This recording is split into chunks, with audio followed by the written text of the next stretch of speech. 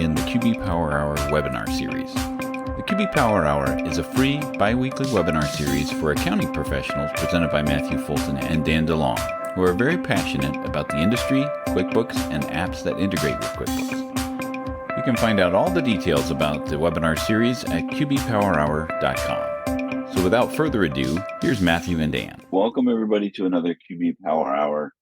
Today we're going to hopefully be talking about spend management, managing money out of QuickBooks. But based on some recent and late breaking Intuit news and happenings, we may never get to this topic, but hopefully we will be able to today. We may have to postpone our topic because I know this will be a hot topic when we get to the things that we're going to be talking about. On top of that, but my name is Dan DeLong, or Dan with and School of Bookkeeping, worked at Intuit for nearly 18 years. And thankfully, I'm not working there today after all of these things that are going on, but co-hosting here as well as over the workshop Wednesdays over at School of Bookkeeping, and a feature deep dive host on the unofficial QuickBooks Accountant podcast. Matthew's not joining us here today, but filling in for him again is Lynda Artesani. You want to introduce yourself for us?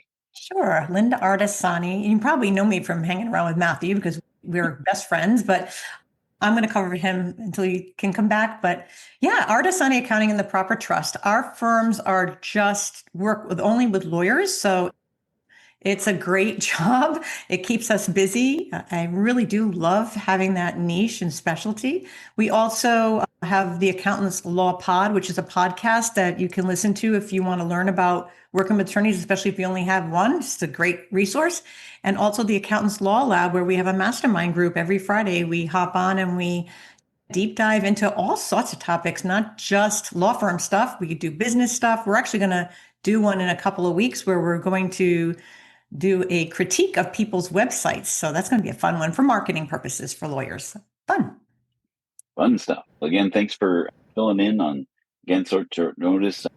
We want to have everybody back.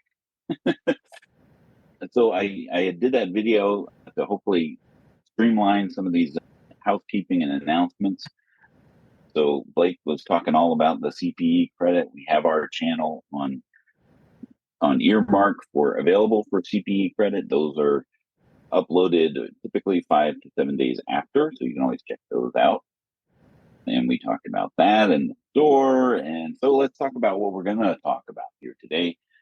In the news, there's a lot of posts and discussions about Intuit login vulnerabilities. So we want to talk a little bit about the Intuit login and what you can do as an accountant to make sure that you're taking as the best steps that you could take to ensure that your gateway into your QuickBooks and your client's QuickBooks is not compromised. And then hopefully we'll get to spend management, which is all about expense claims. We want to talk a little bit about expense claims and QuickBooks bill pay. And in between all of this, as we were trying to prepare, an email came out this morning about pricing updates. We might get to talk about that. And maybe that's what we talk about is the login and the pricing changes to make sure that people are at least aware that the pricing is changing and that your login needs to be secure. Yeah. So let's talk a little bit about the Intuit news and as far as the login vulnerability, right? So there's more and more reports of accountants' logins being compromised. Ultimately what happens is that the password reset process has some vulnerabilities that are open to the bad actors that are out there. I really wish that these bad people would actually use their talents for good, but they're really smart and they're found in the easy way is to do bad things. And it's super important to do that, for you to take as much steps to do that, because of all of the things that you essentially have access to, and the more and more that Intuit is getting involved with real money movement, that makes this very enticing for those bad actors and hackers out there to try to compromise your login. So, Lynda, you were saying a horror story of things that were happening. With, it wasn't you, it was a client, right? It was a client.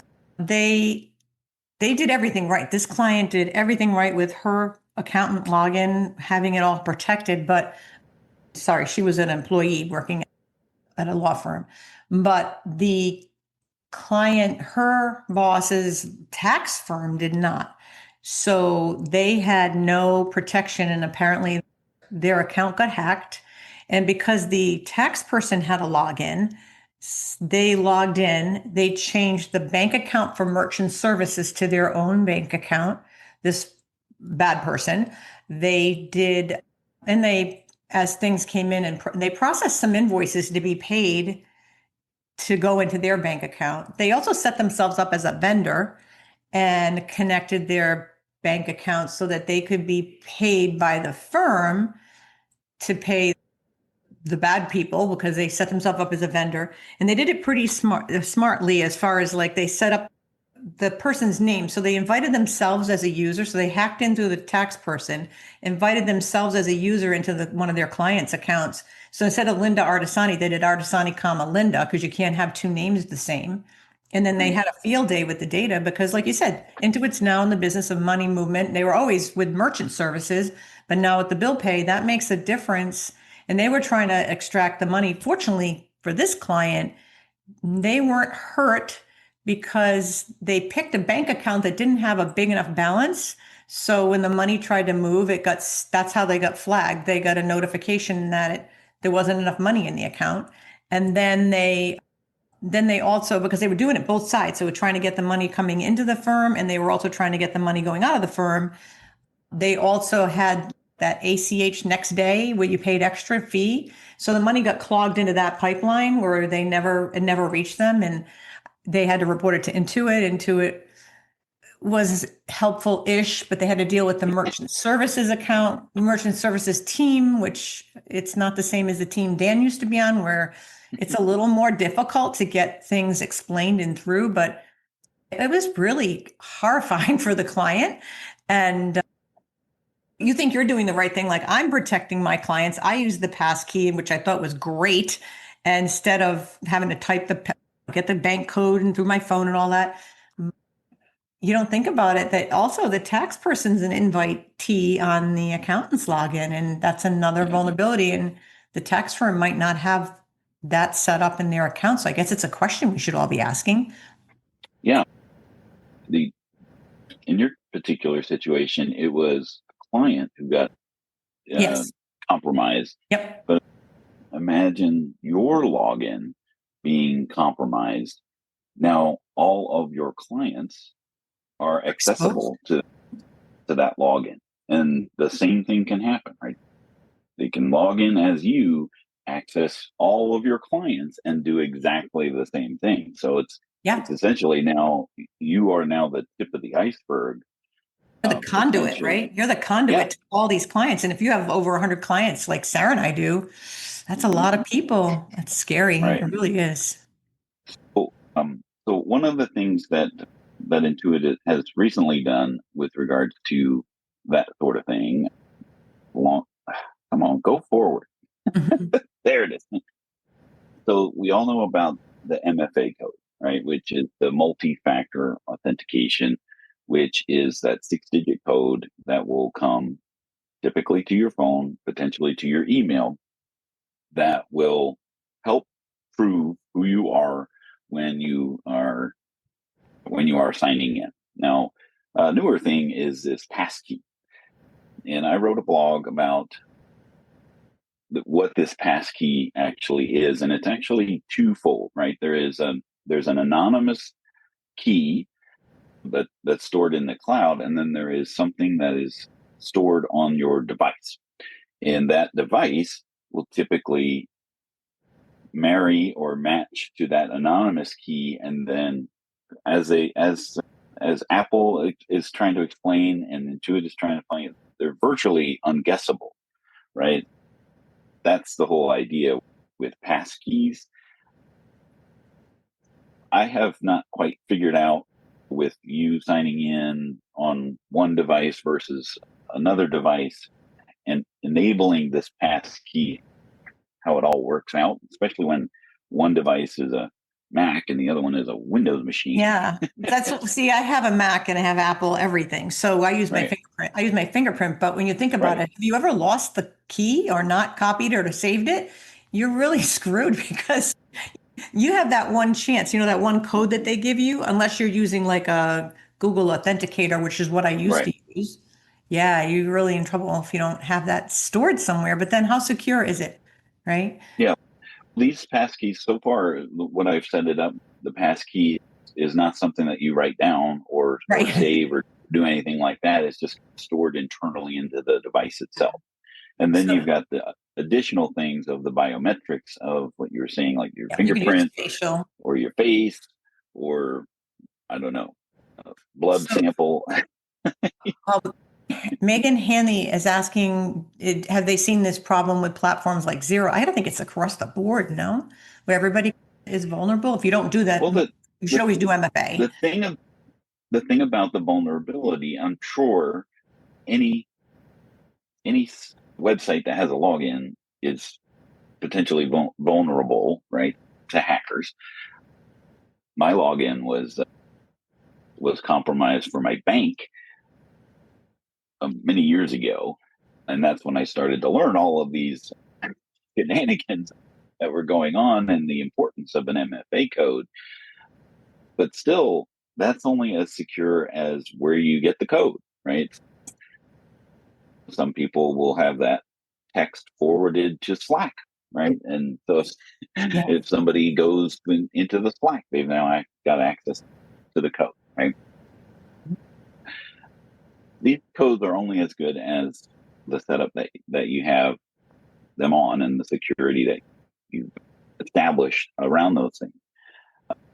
Email and your phone number and those things, they can also be compromised as well, right? Yes. So if the individual is doing their due diligence, the bad actor, and they have access to your email, then those codes are just being received by somebody who can access them just as well as if they were you anyway. So the real vulnerability of all of this is, and I'll make sure I'm on. Nope, I don't put 2 slides in here. I'm sorry. I thought I had more, here. more than that in here. All right. The real vulnerability to all of this is in the recovery, right? When you sign into QuickBooks and you get to a point where you've forgot your password, right? Which technically any bad actor is going to click on forgot your password because they don't have it, right? Or at least they that's the theory, right? As long as they have a login, the name of the login, which that's one of the best practices here, is not to use your email address as your login, right? Yes, exactly. There's a login name, and then there is an email address and a phone number. Those are the 3 pieces of contact information that make up your login. And I'm putting in the chat here a prior QB Power Hour that we talked about the whole thing about logins and how you manage your logins going into camps or the account portal. There's so many places because I wanted to change my email with Intuit that I had from a long time ago, and I reached out to Dan Luthi and he sent me the list of all the places you have to update, and I just said I'll just keep the email. I took the lazy route, but I think when you're Do you think, Dan, that we should change our password like every quarter, like the banks require you to do with Intuit? I mean, it's financial stuff, right? Yeah, all of those best practices are in place, but the vulnerability here is that it doesn't matter what your password is and how strong it is. If there is a way to recover said password and reset said password that has a vulnerability, then it really doesn't matter how strong your password is. It really doesn't matter if you have a passkey set up. It really doesn't matter if you have an MFA code sent to you, as long as somebody can change your password. And that password process of recovering that, changing the email, changing the phone number that's associated with the account, only requires an ID, right? Which is a photo ID, which can certainly be forged by these bad actors. They're very good at data mining, right? And they may not get all the information directly from you, but they can go ping a login that's associated with you somewhere else, get a little bit of information. There's lots of public records that are out there that are tied to you. So they're really good at putting the pieces of the puzzle together to find that personally identifiable information. And I don't know that what steps Intuit is making to validate that ID as being authentic. And if you have a Florida driver's license, I had this happen where I forgot. Remember when they made all the ProAdvisors redo their identity at one point? Everybody was a big brew on the community about why should I have to give them my driver's license? And they sent you a link on your phone and you just had to take a picture of your driver's license. But with the Florida license, we have a weird thing on the back that's like the barcode goes across where I guess others goes up and down, and it would not take my driver's license. So I had to call them and they said, you need to use your passport. So I had to go dig my passport out to be able to verify I was in fact who I was. Also, Miriam Wilson wants to know what happens to your passkey when you get a new phone. I'm using my fingerprints, so I just set my fingerprint up, but I think you have to put your Google Authenticator or your Microsoft Authenticator on it. What other things would you have to do, Dan, if you're changing phones? Yeah, just like anything else, you just have to reset all that stuff up. Yeah. Right? And it's now getting to the point where it's harder to prove who you are when you are that person than the other actors that are out there that pretend to be you. So I put in the chat a blog article that I wrote about passkeys. So check that out, about the change in the Intuit login about passkeys, and I try to combine that with what Apple's talking about with passkeys for a little bit of details about what a passkey is and how safe it is and whatnot. But again, that is only as secure, right? All of these things of authenticator apps, passkeys, strong passwords, all those things, they're vulnerable through this Intuit process of how you reset and change those things, right? Because all that requires is a government ID or a photo ID, which may or may not be the most proper thing. So there's things that Intuit really needs to change, which is again going to make you annoyed with Intuit because you have to jump through all these hoops in order to prove who you are when you legitimately need to change these things, right? It's and as we were talking about right before we went live, this is all reactionary, just like TSA, right? Like when you go fly, right? You think back pre 9/11, how easy it was to get through security. Yeah. But then these things started happening where people started putting explosives in their underwear, in their shoes. Thank God it was the shoes, though, Dan. That's easier to take off. Exactly. So that made it more increasingly annoying to go through security because of those bad actors that decided to do these bad things. Yeah.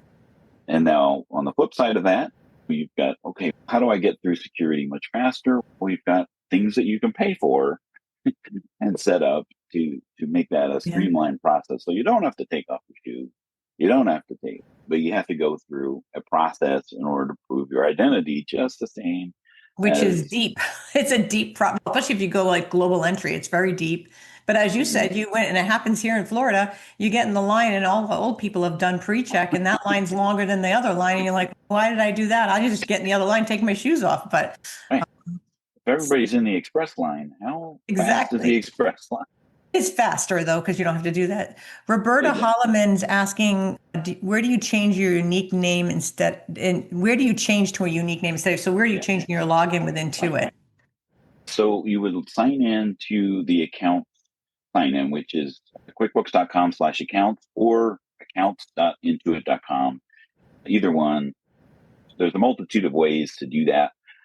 But once you're signed into the Intuit account screen, and I'm not going to show this to you because that would make me vulnerable, because now I'm streaming this on Facebook. But you log in there, and then there will be a section that will have the user ID, and then you can change that. And then there is the email address that you can update that, right? And then the next thing, right, is all about this. What if you do get compromised, right? Now you're blocked out of your work essentially because you have no way to get into your login while this is all being sorted out. So there's a good best practice of making a backup login into QBOA.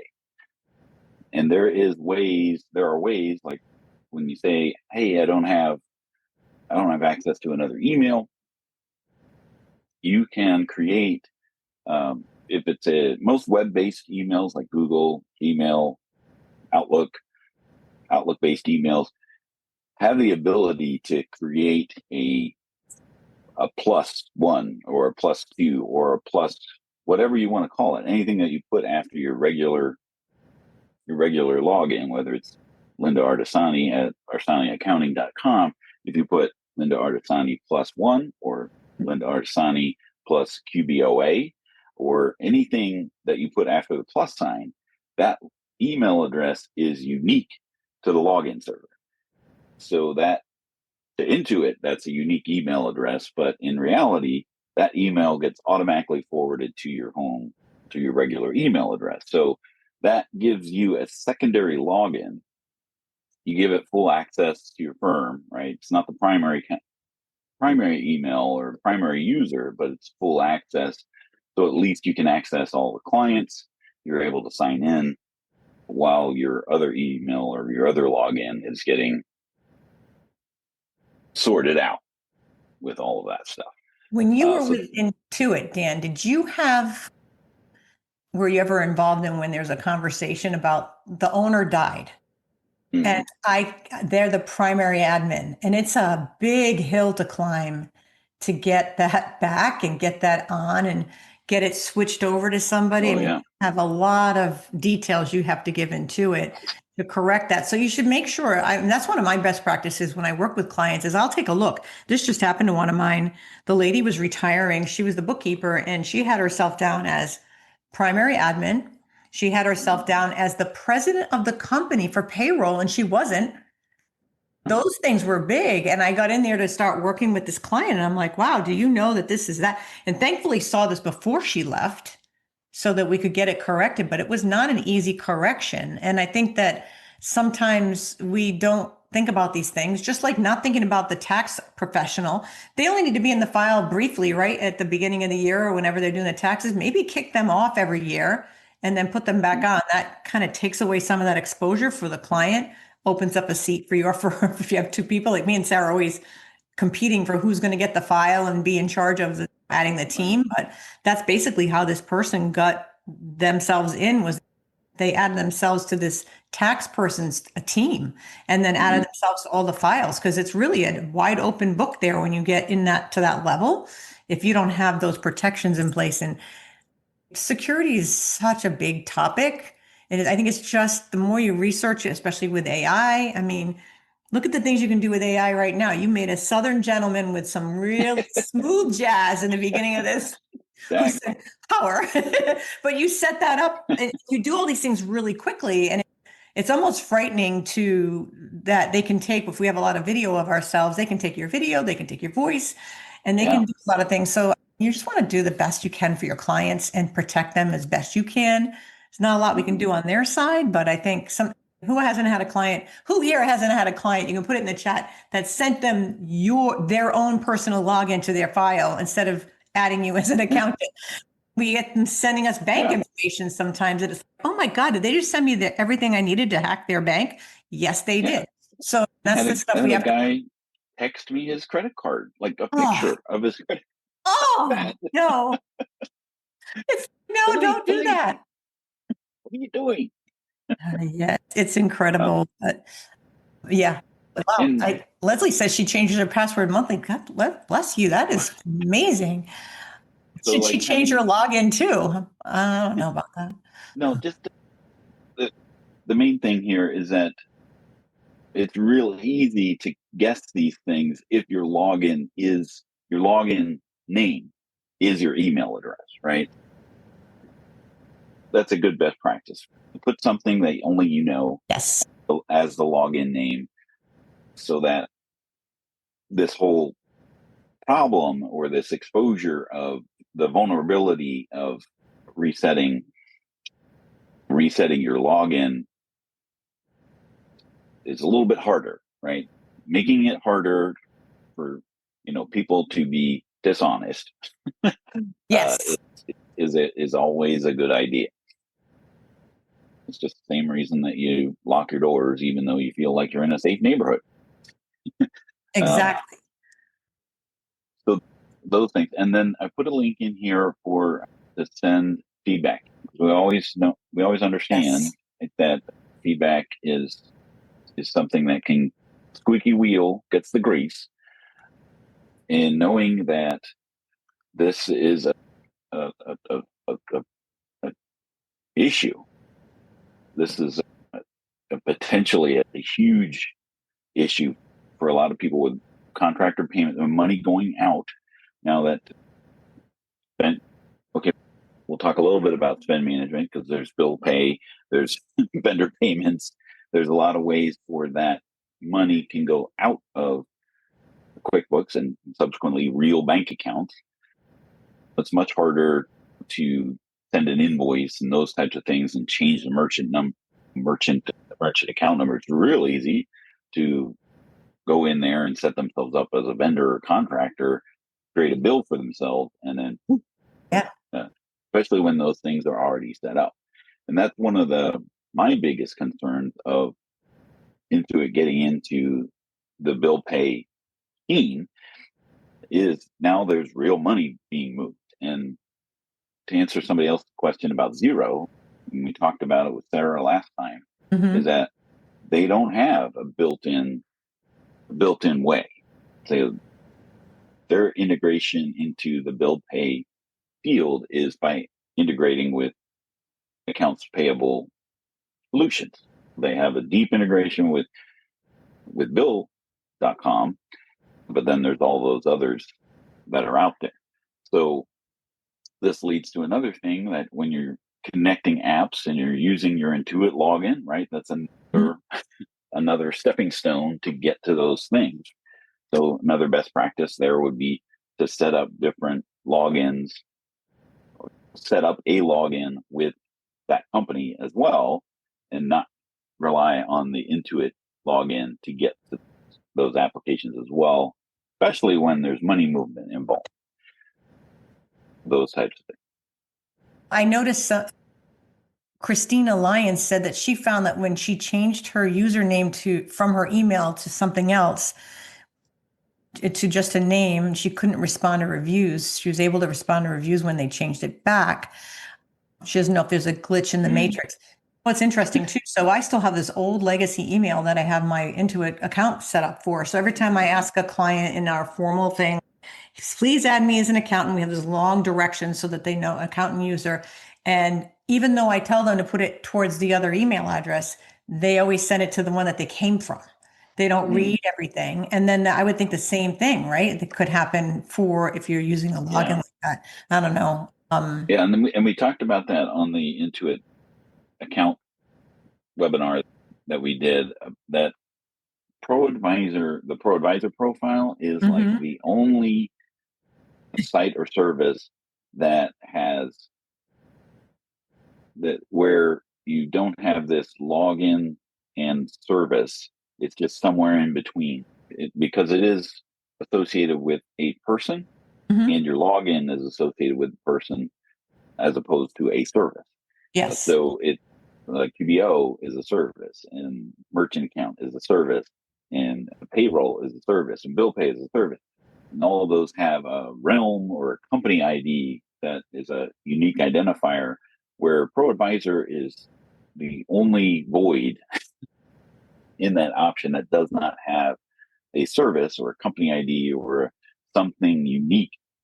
So that may be why they were having that challenge when they changed their user ID, because that does break things.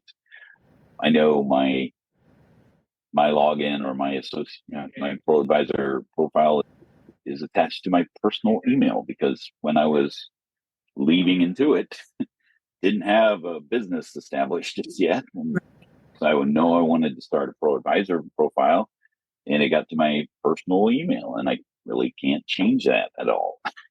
So when I get a spammy request from somebody needing QBO training, which is now another big issue, spam requests for ProAdvisor profiles. Yes, that was a lot of that this year. And then you reply to them, they now have your email. Yeah. Because that reply doesn't stay in the portal, it actually goes to them. So now they have the email. So Ann Lee said, we each need the ability to remove ourselves from client files. You should be able to do that. If you you can remove yourself right from that main page on QuickBooks, where your company lists are. You can go to that little dots. Caveat: you have to be the primary admin of the firm in order to do that. Oh, well, that stinks. So you have to. You have to be the primary on your side, not the client's. Yeah, you can do. Okay, primary admin of the client. Yeah. So you have to be the primary to be able to get that list and be able to go in there and clean it up. But I've done that, and sometimes they come back. I don't know why. I've tried to get rid of the list of people. And then Lisa Pierpont says, I'm confused about the backup login and to QBOA. Should we set up another user full access with a different email address, like info at? Yes, you should. That's a great tip. That's what I'm talking about, is that you set up another login. It could be, if you have another email address to use, like info at or hello at or whatever another email address that you have to use.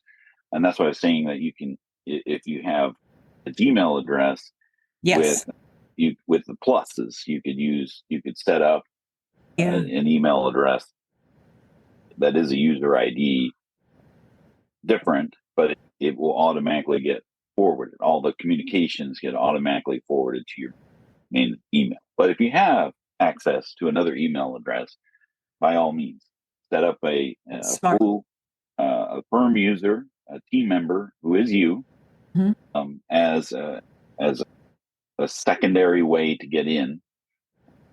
I am trying to sign in here just to give a visual. Another screen. It's actually a really good tip, Dan, because I don't think we think about that. And I could use like my Mac address or something like that. So it's completely separate from the business. But because you ever get stuck, you want an ability to be able to get access to the files if something happens. You don't want to get unstuck. Yes, and it's not easy to fix on a lot of these things. Locked out. There's nothing worse than when you lock your keys in the car. Oh, and Jessica wants to know, what is a firm user? A user through my QBO account? Yes, not through the client's limited number of users. Correct. A firm user would be under your team. It's called team, basically. Just there. Trying to show. That's about all I can show. Oh yeah, go back to the left. You had it almost there. So you can see that I'm in here. I'm in this demo account. Mhm. Big time. Yeah. So, But lots of and names. all sorts. Yeah. And you can see the different email addresses here. And then here's what I'm talking about here on the +1, Plus right? one. So this is Dan +1 at whatever the domain is. And that is a different user and a user access that's not the primary admin or the primary user of this particular firm. And do you So make them a company admin when you put them in, so they've got yes, full? yeah, they'll have full access. So Mhm. they'll basically be doing everything that you can do other than modify who the primary is, um, and those types of things. So that would be where you could set up at least a backdoor Yeah. entrance into your firm, so that if your login happens to be compromised, Mhm. your work isn't necessarily prohibited, and don't have a forced vacation by doing that. And then somebody was, so here I am signed in as a firm user. So if this is, If you're primary, yeah. if you're the primary, this under this edit client, you've got this delete permanently. You have to be the primary admin of the firm, not of the company, in order to see this drop down option.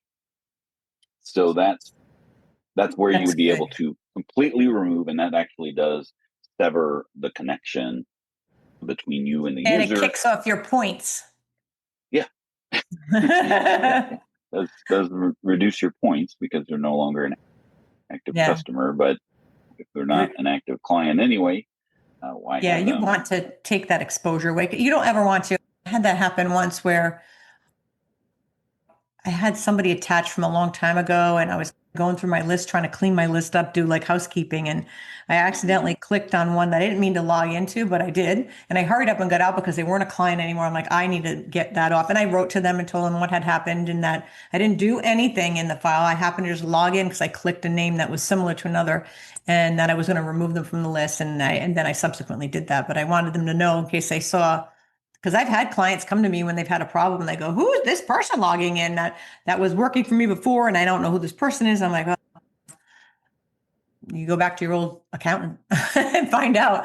But yeah, Okay, since we only have 20 minutes left, and we're not going yeah. to talk about spend management, let's talk about Next for time. the remaining time that we have here, the email that came out this morning about the pricing changes. Now, I made a blog about desktop pricing, not even realizing that QuickBooks Online prices are changing as well. So I'll add that to the list of things to do. But here's a blog, and I believe I have it. I've shared it already. Yeah. But things about the desktop pricing and what's changing and what's coming. And biggest change is dealing about payroll in desktop. All right. So here's the general idea of Oh my what's goodness. happening. Oh my goodness. I just saw the bottom line. Script shop, right? Oh my goodness. All right. Pro and Premier actively not being sold anymore, but existing customers can keep their subscription, assuming that they pay these prices, right? So you can see Pro, a single user, was $9.99 a year. It's only going up $50. However, the additional seat is going up $110 each. So Pro, you can have a maximum of 3 users. If you do have a Pro user with 3 seats, that's going to go up $50 plus $110 for each additional user. That's now if they have a 3 user, that's now 200, and I'm trying to do the math here. Somebody I know has a calculator. $270. That's Don't ask me to count $270 a as an year accountant. just for a 3-user license of Pro. And that's Pro, right? And then Premier is going up $70 for a single user, but $160 for the additional users, which can go up to 5 users. Enterprise already got its price update Oh, my in goodness. February. So that was like 15 to 20%, depending on the number of users. There's a blog article about that. I should probably have one big blog article of all of the pricing increases. And accountants are not immune to this price increase either, because you see Desktop Accountant, the standalone, where it's not part of your ProAdvisor membership, is going up $600 a year. The ProAdvisor Premier Bundle, which gives you the Desktop Accountant, is going up $500 a year. So if you are a desktop add-on with the Premier Bundle, that's going up $500. And then the Enterprise Bundle, which includes Enterprise and Accountant Edition for Premier, is going up $800. So that is all taking effect October 1st. At least they gave us some notice. As far as the renewal, right? It doesn't mean that you're going to get charged this on October 1st. Right. It's when your yearly subscription renews, whenever that is, that when the price increase will occur. And then we have the desktop pricing update. So the base fee and per employee charges are unaffected. So it's just the base fee of basic, enhanced, and assisted is going up. So assisted is going up $6 a month because it only bills monthly. Enhanced is going up $40 for the year, and basic, which is, I don't know why it's still around, but it's basically payroll without the form, is going up $30. Now, this is the biggest ouch. change. Yeah. So gold and platinum for enterprise includes enhanced payroll. And up until August 1st, there wasn't any per employee charges, but now after August 1st, there are. So from 1 through 9, it's $3 for each employee. And they calculate active employees if they got paid. So it's not like you have to go through your list and inactivate employees if they're not getting paid. They only do that based off of if they got a check during that month.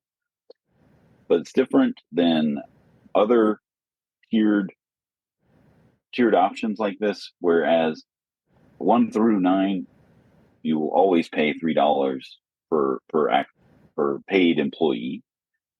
10 through 29 is $2.50, and 30 through 90 is $1.50, and 100 to $2.19. I'm not sure why that number is it, but those go to $1. And lo and behold, if you have more than 220 employees, that 220th employee is free. Thanks. But you'll still be paying for everyone up until that point. Wow.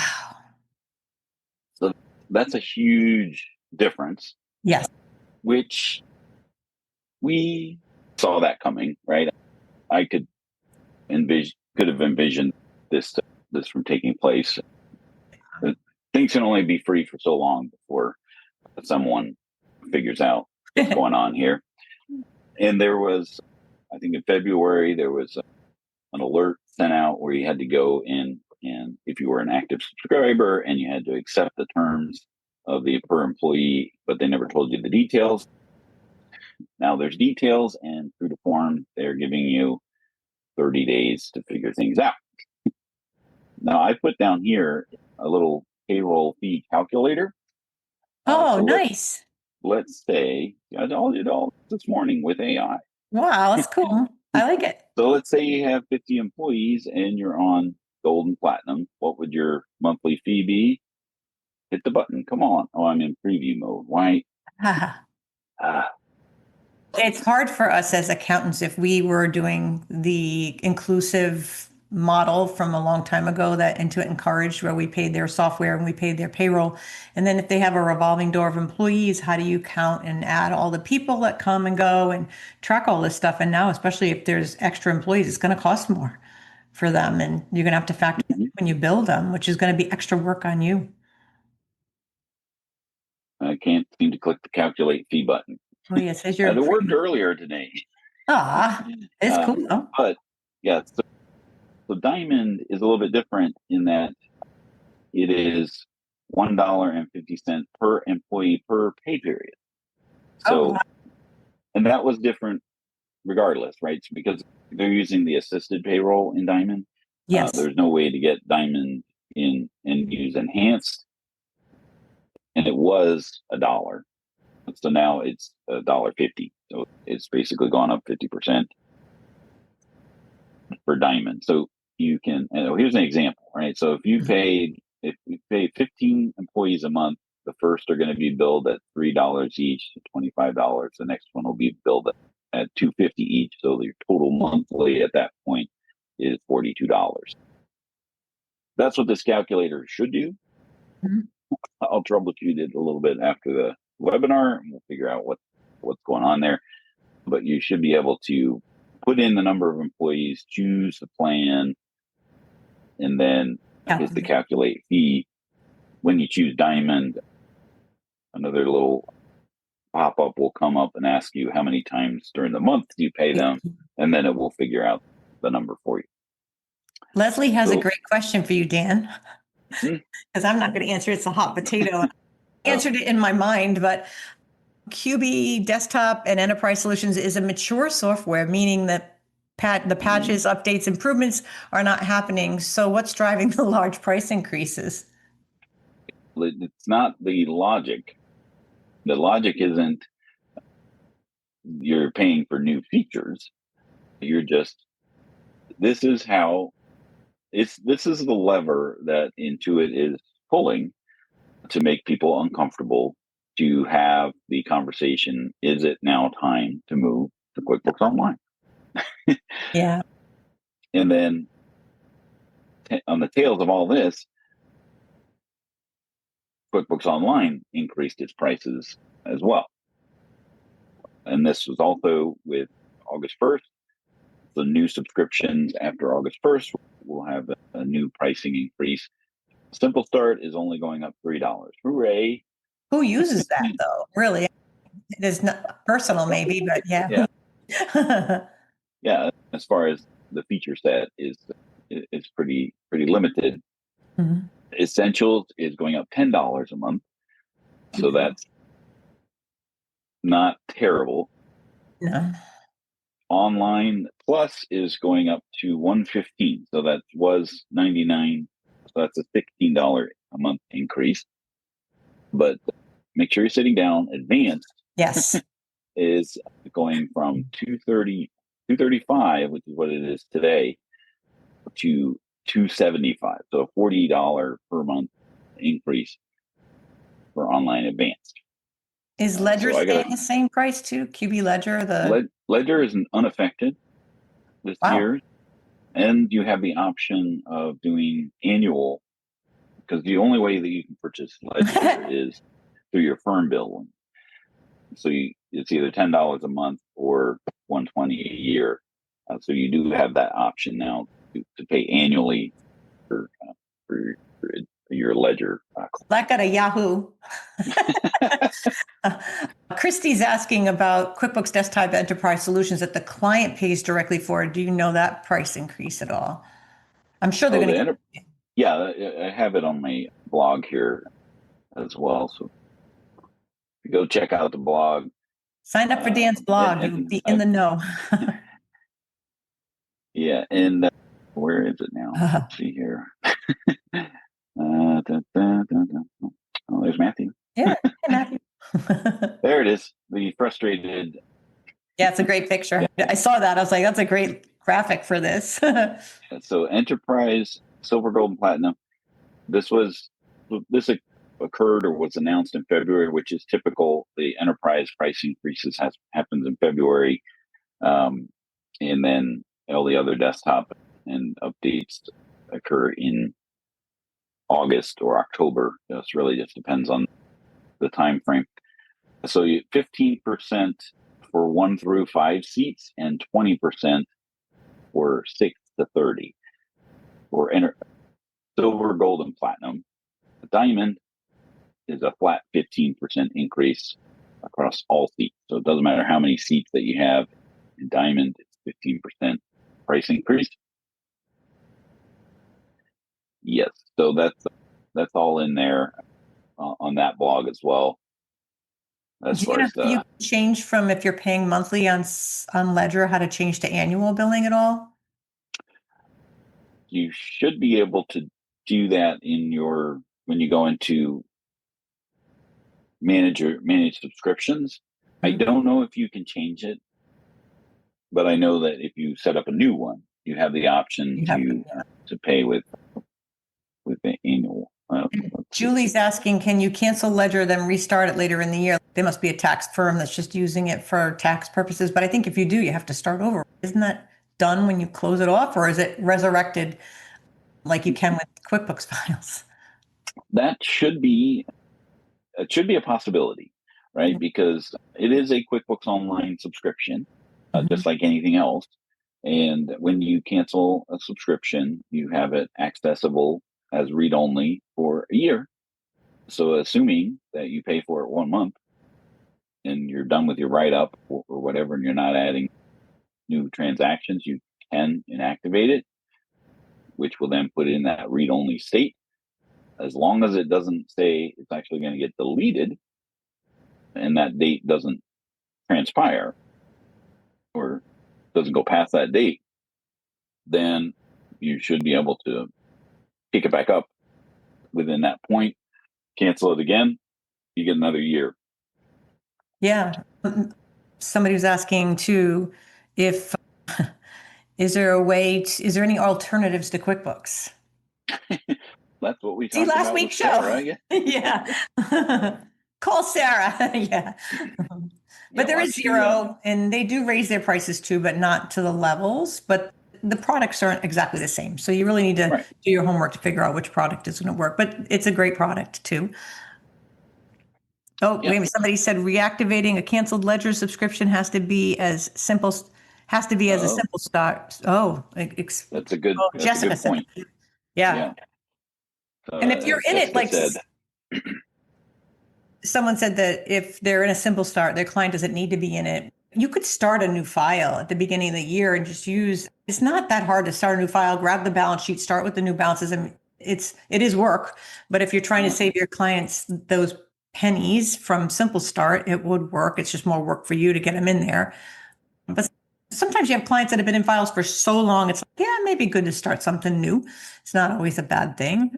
Or changing to Xero, it's the same thing. Just starting a new file is sometimes easier than trying to copy and reinvent the wheel.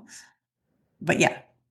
Yeah, those are that's all about the spend management. Yeah. That we were going to talk about today.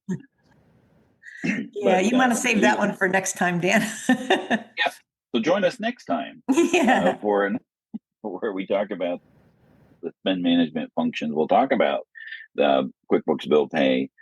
We'll talk about expense claims in advance, because now you're paying $40 a month more for expense claims in advance, among the other things that justify.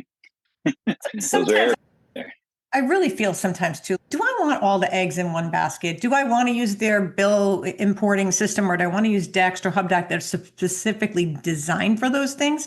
And I get more bells and whistles, and I'm not beholden. All software goes up. You have to pay your people, right? And you pay for innovation, and you pay for new things. And sometimes you're paying because they're trying to get you out of the product, but you have to pay people's salaries. Everybody gets a raise. So that's how I look at it. Maybe there's not a lot of innovation, or I look at advanced and I see that $40 increased price tag. And I think, what did I get out of that? And years ago, there was always something new coming, but in software world, things cost a specific amount of money. And I look at software as such an important, it's one of my biggest expenses when I'm paying for it, or my clients are paying for it, but the value is there. You have to kind of weigh doing things manual or switching to something to save, if you're in simple start, but doing workarounds to get around it, is it worth all your time and effort than just paying what the difference is and then having the amazing software? Because that's really where the world is going with technology. And I think sometimes people focus so much on the pennies and then not looking at big picture that they save money that way to be in a better product and go with that. So, yeah, but I don't think you should put the eggs in one basket. Yeah, I was having a challenge at Intuit Connect with a limitation that the invoicing didn't solve in the new invoice experience, right? Inside of QuickBooks Online. So I started looking at other applications that might solve the problem. And I was surprised at their pricing, right? Here this is an invoicing only application, and they're basing their fees off of the volume, which it's up to them to create their own pricing model. Yeah. But that would have added 4 times the cost of QuickBooks just for invoice. And QuickBooks is the shallow end of the pool, arguably, for a lot of these workflows, despite what their marketing might be saying about Intuit Enterprise Suite being the be all and end all of all of these things. But sometimes you need to go outside of the QuickBooks ecosystem, and their prices may double or triple what you're paying for QuickBooks just for that solution, whether it's inventory management that isn't really handled all that fantastically inside of QuickBooks Online. If you need more than what it's doing, the cost for inventory management softwares is definitely eye-opening for those. But if they're getting the functionality that they need, it is definitely worth it. So thinking of that in terms of, wow, this is $40 a month for advanced times 12, $480 is an additional increase. If they are using those advanced features, then it certainly is worth it over the long run. Not that I'm justifying these pricing. No, but you should evaluate. We do that as part of our scope with our clients. We evaluate how much, because some of the legal tech software is very pricey, and we'll go through it. All right, you're using this, and what is it doing for you? We'll ask the client, what is it doing for you? How does it help you? And then also, I see you have 40 users you're paying for, and the client's typical answer is, what? 40? No, 40 people aren't using it. And then we go through the list of so-and-so shouldn't be on it. So, and now we've saved the client money just by reducing the users, because a lot of them charge by users. So it's a way you can help your client, but you do want to help analyze you start with your own books, look at your own software and see what you're spending money on, and then start to do that for your clients. They won't be so happy with you, but you're right about QuickBooks it does seem like we get hit with the increases, but I think the value is there in the fact that if you look at other alternates that are equivalent, you're spending a lot more. If I want to go to Intact, Sage Intact, it's going to cost my client a lot more. And then I don't have all the extra bells and whistles I can add to it. So it makes a difference. Yeah. And then the other thing is the per user cost. Because if you've got 5 users in plus, that essentially is $20 per month per user, which is not so bad. But if you've got 1 user in plus and you're only in there because you need class tracking, that's a little hard to justify, especially when it's now 1 user. But if you spread it across all of the people that are using it, advanced at 25 users, if you've got 25 users in your advanced, or a team of 10 or 15, $40 a month isn't such a, especially because you can really tailor it down too. That's what I love about it. With advanced, I can really make users for my clients. Sometimes this person's this and they don't need to be in this. I can really streamline it down, just almost like enterprise, not quite. But I think too, when you're looking at payroll prices too, I always go back to a client and I'll say, look, if I were to do this manually, it would cost you 5 times that. So why would you want and have a higher chance of errors than having me do it personally, which we used to do a long time ago before the software. So now you've got the software and it is at an expense, but there's a huge value there. And I think we got spoiled a little bit with the competition between all the different payroll companies and the pricing, and now they're all starting to go up. So I think that if you're looking at payroll pricing, I still think it's a very good value for what you pay, even if you have to pay per employee. Look at is a good exercise in making another spreadsheet Yeah. and evaluating what it is that the software costs, and going into maybe a meeting with your client and saying, okay, here's what's happening. Here's what we're getting for it. Maybe it's time to downgrade. Maybe it's time to upgrade, Yes. or maybe it's time to do whatever. Yes. This is another value-added conversation that you can add with your clients, and hopefully that helps.